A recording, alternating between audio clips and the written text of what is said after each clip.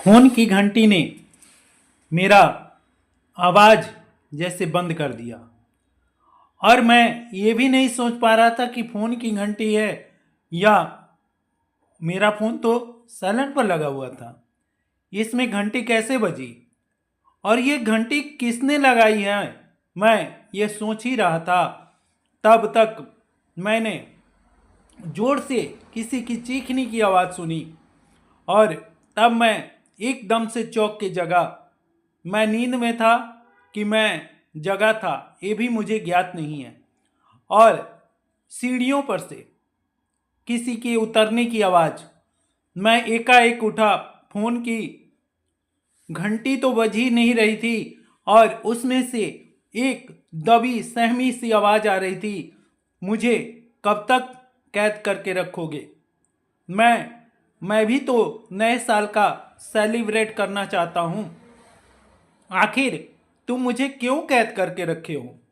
मैं सोच रहा था कि मेरा फ़ोन तो जिस पर ना किसी का नंबर है, ना किसी का नाम है और ना किसी शहर का नाम है, और मेरा फ़ोन भी वाइब्रेशन कर रहा था, पर मुझे ये भी ज्ञात नहीं था कि ऐसा क्यों हो रहा है। मैं एकाएक चौंक कर उठा और उठकर मैं घड़ी के तरफ भी नहीं देखा, ना मैंने फ़ोन की घड़ी देखी, और तुरंत उठकर मैं दौड़ा जैसे कोई छत पर मुझे बुला रहा हो। मैं सीढ़ियों से चढ़ता हुआ ऊपर गया। ऊपर सीढ़ी का दरवाज़ा बंद था जो अपने आप खुल गया। मैंने चौंक कर देखा कि सीढ़ी का दरवाज़ा कैसे खुला। एकाएक जब मैं सीढ़ी के दरवाजे के बीच चौखट पर गया, मेरे सिर में कुछ हल्की सी लगी और मैं चौंक गया। मैं ऊपर की तरफ देखा, अरे ये क्या, मेरे सिर में ये क्या लगा। मैंने देखा ऊपर एक नींबू और उसके संग लाल मिर्चें 3-4 टंगी हुई थी। मैंने कहा, मेरे मन में जागृत हुआ कि यह तो कभी मेरी माँ ने नहीं बांधा था।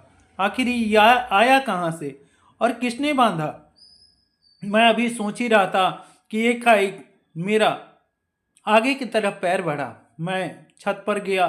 छत बिल्कुल सुनसान, रात का अंधेरा, और मैं घड़ी के तरफ तो नहीं देखा, पर मुझे अनुमान हो गया था कि हो ना हो यह 12 बजे की रात है, क्योंकि मेरे आस पड़ोस वाले कहते हैं कि हमारे सामने वाला जो सुनसान एक खंडहर जैसा बना हुआ मकान है, उस खंडहर में से आवाज़ें आती हैं। मैं चौंक गया।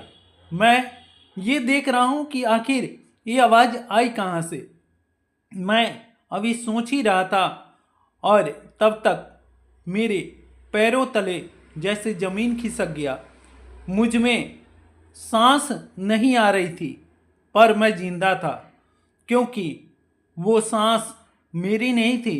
वो सांस उस आत्मा की थी जो मेरे पास खड़ी थी, मेरे पास लंबी लंबी सांसें ले रही थी। और देखकर मेरा रोंगटे खड़े हो गए। मैंने कहा कि ये कौन है। और वो बिहावनी रात, डेरावनी रात, वो मेरे लिए आज भी जब याद आता है तो मैं सपने में तो सपने में मैं जगा हुआ भी खौफ के मारे उठ बैठता हूँ। और आज मेरे से नहीं रहा गया और मैं आप लोगों को सुनाने के लिए राजी हो गया, क्योंकि मेरे यार दोस्तों ने मुझे इनवाइट भी नहीं किया था, 500 रुपये भी ले लिए, और मैं यही अपने मन में बड़बड़ा रहा था। सालों ने पैसा लेकर मेरे संग दगा किया, मेरे को खाने पर नहीं बुलाया, सालों ने सब खा लिया।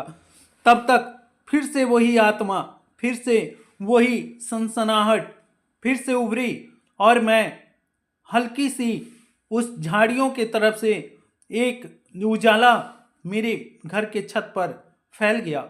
और मैं क्या देखता हूँ कि मेरा जो परछाई है वो मेरा परछाई नहीं है, वो किस डरावनी एक खूंखार प्रेत आत्मा की जैसी दिखाई दे रही थी।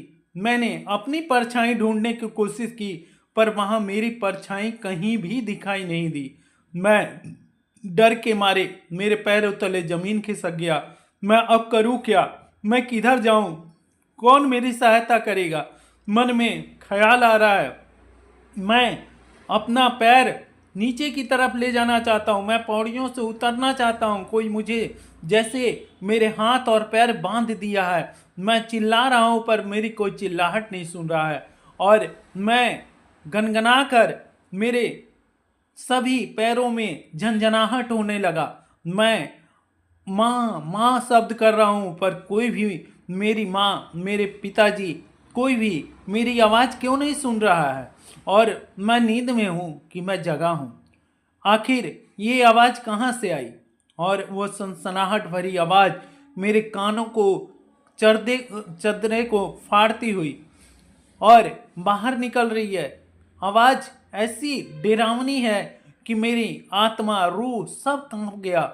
मैं अभी सोच ही रहा था, तब तक मेरी माँ का, जो मेरे छत पर एक मकान बना हुआ था, उसमें मेरी आंटी जी रहती थी, और उस छत के मकान में से दरवाज़ा खुला और मेरी माँ एकदम से बोली, क्या रे, तुझे किसने बुलाया? तू ऊपर कैसे आया? तेरे को कौन बोला छत पर आने को? और इस तरह कहते हुए, बड़बड़ाते हुए, मेरे हाथों को पकड़े हुए, खींचते हुए वो मुझे लेकर जाने लगी। और जब वो मुझे सीढ़ी से उतार रही थी तो मेरा मन, आत्मा सब कुछ डरा हुआ था, पर मैं ऊपर की तरफ देखना नहीं भूला। मैंने ऊपर की तरफ देखा, वहाँ ना नींबू था, ना मिर्चा था, कुछ भी नहीं था, और ना ही वो आवाज़ थी। मैं एकाएक मेरी माँ बोलती हुई मुझे घसीटते हुए सीढ़ियों से नीचे ले आई, और नीचे ले आकर कहती है कि तेरे यार दोस्त तुझे उठा उठा कर थक गए। पता नहीं तू गहरी नींद में कैसे सोया था, तुझे मैं भी जगा कर थक गई। तेरे यार दोस्त, देख उस डब्बे में तेरे लिए केक रखे हैं, तेरे लिए मिठाई रखी है, और तू नहीं जगा, और वो तेरे को बड़बड़ाते हुए, पता नहीं क्या क्या कहते हुए चले गए। ऐसे यार दोस्तों से तू दोस्ती ही क्यों करता है जिससे तेरी बनती ही नहीं है? और वो तेरा यह 500 का नोट भी रख गए हैं, और वो बोले कि ये सेलिब्रेट हम लोग के तरफ से है, क्योंकि यह हमारे बीच में नहीं आया और हम इसका पैसा भी नहीं लेना चाहते। माँ ऐसा कहकर और बड़बड़ा कर मुझे रजाई में एकदम से ढकेल दी, और फिर मेरी नींद ज्यों की त्यों खुली रह गई। माँ ने बोला कि मैं बत्ती बंद करके घर में सो जाती हूँ, और तुम भी घर में बत्ती बंद करके सो जाओ। पर मुझे ना बत्ती जगाने आता था, ना बत्ती बुझाने आता था। मैं वैसे ही लाइट छोड़कर और मैं रात में सो गया। सुबह जब मैं उठा तो क्या देखता हूँ कि मेरी आंटी बाहर खड़े रिक्शे का इंतजार कर रही हैं। मैं आंटी जी से पूछा कि आंटी जी, आप यहाँ क्यों खड़ी हैं? आंटी जी क्या कह रही हैं कि अरे बेटा, हम अब छत पर नहीं रहेंगे, क्योंकि रोज छत पर पता नहीं कौन रोने की आवाज़ आती है, कौन लंबी लंबी सांसें लेता है। तो वो बोल रही थी, पर मेरे कानों में वो गूंज रहा था, रात की सनसनाहट और रात का गूंज। और मैं समझ भी नहीं पा रहा था आंटी को रोकूं या कहूं कि मेरे संग भी ऐसा हुआ। और आज भी यह बात मैं सोचकर सहम जाता हूँ, डर जाता हूँ। मैं अपनी माँ को भी नहीं बताया, मैं अपने पिताजी को भी नहीं बताया।